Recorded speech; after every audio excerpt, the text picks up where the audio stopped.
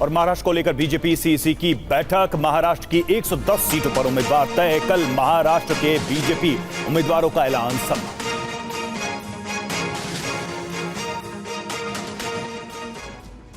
महाराष्ट्र और झारखंड विधानसभा के लिए चुनाव की तारीखों का ऐलान होने के बाद से बीजेपी में बैठकों का दौर जारी है।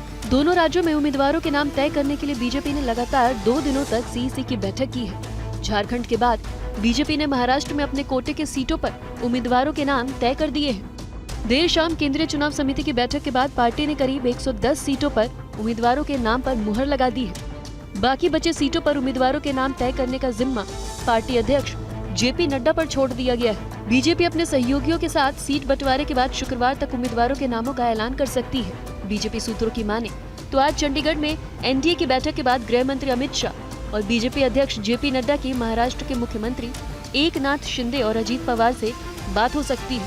महाराष्ट्र में बीजेपी और सहयोगी दलों के बीच लगभग फॉर्मूला तय है। सूत्रों की माने तो 288 सीटों वाली विधानसभा में बीजेपी 160, शिवसेना शिंदे गुट 80, एनसीपी अजीत गुट 40 और अन्य को 8 सीट दिया जाएगा। खबर ये भी है कि महाराष्ट्र विधानसभा चुनाव का बिगुल बजते ही राष्ट्रीय समाज पार्टी के अध्यक्ष और पूर्व कैबिनेट मंत्री महादेव जानकर ने एनडीए गठबंधन से नाता तोड़ लिया है। महादेव ने राज्य की सभी 288 सीटों पर उम्मीदवार लड़ाने का ऐलान कर दिया है।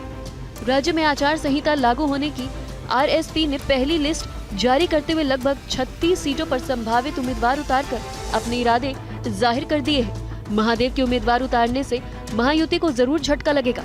अब देखना होगा कि इसका चुनाव पर क्या असर पड़ता है। महादेव किसका वोट काटते हैं। बड़ी खबर महाराष्ट्र को लेकर कांग्रेस स्क्रीनिंग कमेटी की बैठक। 62 उम्मीदवारों के नामों पर मुहर लग गई है। मधुसूदन मिस्त्री की अध्यक्षता में बैठक हुई है। 20 अक्टूबर को सीसी की बैठक में फाइनल फैसला हो जाएगा। महाराष्ट्र विधानसभा चुनाव के लिए कांग्रेस ने कमर कस ली है। कल पार्टी की स्क्रीनिंग कमेटी की बैठक हुई जिसमें 62 सीटों पर उम्मीदवारों के नाम पर मुहर लगा दी गई है। हिमाचल भवन में हुई स्क्रीनिंग कमेटी की बैठक की अध्यक्षता कांग्रेस के वरिष्ठ नेता मधुसूदन मिस्त्री ने की। इस बैठक में महाराष्ट्र के कांग्रेस प्रभारी रमेश चन्नीथला, नाना पटोले, बाला साहेब थोराट और कई अन्य नेता मौजूद थे। सभी नेताओं से बातचीत के बाद 62 उम्मीदवारों के नाम पर मुहर लगी है। 62 सीटें क्लियर कर दी है। सीएससी में 20 तारीख को सीएससी में जाएंगे, सीएससी में होगा। और पार्लियामेंट का भी जो टिकट है हमारा बाई इलेक्शन का नांदेड़ का, वो भी टिकट हमारा एक ही नाम भेजा हमने, वसंतराव चौहान जी का जो बेटा था उसी को हम लोग टिकट। वहीं सहयोगी दलों की सीटों को लेकर कांग्रेस नेता बाला साहेब थोराट ने कहा है कि जिस पार्टी के उम्मीदवार चुनाव जीत सकते हैं उन्हें टिकट दिया जाएगा। महाराष्ट्र में महाविकास आघाड़ी के घटक दलों के बीच सीट फॉर्मूला भी लगभग तय है।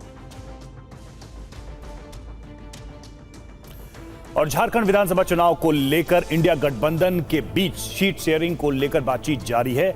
माना जा रहा है कि इसके लिए फॉर्मूला अब तय हो चुका है। झारखंड में चुनाव की तारीखों का ऐलान होते ही सहयोगी दलों के बीच सीट बंटवारे को लेकर बातचीत जारी है। इंडिया गठबंधन के घटक दलों के बीच सीटों का फॉर्मूला लगभग तय हो चुका है। सूत्रों के मुताबिक कुल 81 विधानसभा में जेएमएम सबसे ज्यादा 43 सीटों पर चुनाव लड़ेगी। पिछली बार भी वो इतनी ही सीटों पर चुनाव लड़ी थी। कांग्रेस को 29 सीट मिलने की संभावना है। पिछली बार उसके खाते में 31 सीट गई थी, यानी इस बार उसकी 2 सीटें कम हो गई हैं। आरजेडी को 5 सीटें मिल सकती हैं। पिछली बार की तुलना में उसकी भी 2 सीटें घट गई हैं। ये सीटें इसलिए भी कम हुई हैं क्योंकि इस बार गठबंधन में नया सहयोगी दल सीपीआई एमएल है, जिसे 4 सीटें दी जा सकती है।